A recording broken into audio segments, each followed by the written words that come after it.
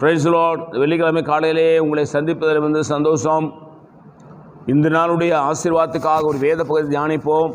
அது சங்கீதம் 29ஆம் அதிகாரம் 1ஆம் வசனம். பலவான்களின் புத்திரரே, கர்த்தருக்கு மகிமையும் வல்லமையும் செலுத்துங்கள், கர்த்தருக்கே அதை செலுத்துங்கள். கர்த்தருடைய நாமத்துக்குரிய மகிமை அவருக்கு செலுத்துங்கள். பரிசுத்த அலங்காரத்தினுடைய கர்த்தரை தொழுது கொள்ளுங்கள். கர்த்தருடைய சத்தம் தண்ணீர்கள் மேல் துணிக்கிறது. மகிமுள்ள தேவன் முழங்குகிறார். கர்த்தர் திரளான தண்ணீர் மேல் இருக்கிறார் என்று வேதம் சொல்லுகிறது. அல்லேலூயா.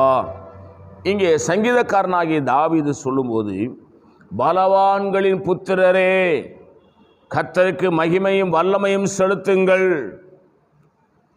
கர்த்தருக்கு என்ன செய்யணும்? மகிமையும் வல்லமையும் செலுத்தணும். ஆண்டவருக்கு மகிமை செலுத்தணும், ஆண்டவரை உயர்த்தணும், ஆண்டவரை போற்றணும், ஆண்டவரை கொண்டாடணும். அவருக்கு வேண்டிய மகிமையை கொடுத்துக்கிட்டே இருக்கணும். அவரை புகழ புகழ, அவரை துதிக்க துதிக்க, அவரை ஆராதிக்க ஆராதிக்க, அவர் தேவ சமூகத்தில் அவரை பாடி அவரை பரவசம் அடையும் பொழுது அவருக்கு மகிமை செலுத்துகிறோம். யார் பலவான்? கர்த்தரை பாடி துதித்து ஆராதிக்கிற தேவ மனுஷன்தான் பலவான். அவனை பார்த்து பலவான்களின் புத்திரரே, கர்த்தருக்கு மகிமையும் மகிமையும் வல்லமையும் செலுத்துங்கள், கர்த்தருக்கே அதை செலுத்துங்கள்.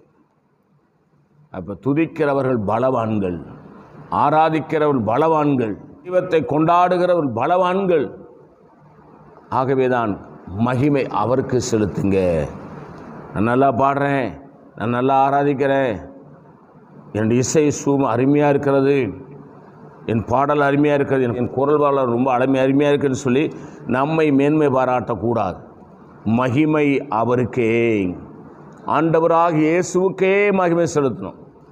ஜெபம் பண்ணலாம். பரிசுத்த பிதாவே, உடைய திருக்கரத்தில் எங்களை தாழ்த்தி கொடுக்குறோம். எங்களோடு நீ பேசின நல்ல வார்த்தைகளுக்கு ஸ்தோத்திரம். இந்த வார்த்தையின்படி ஆசீர்வதிங்க. இயேசு நாமத்தில் வேண்டிக் கொள்கிறோம் பிதாவே, ஆமேன்.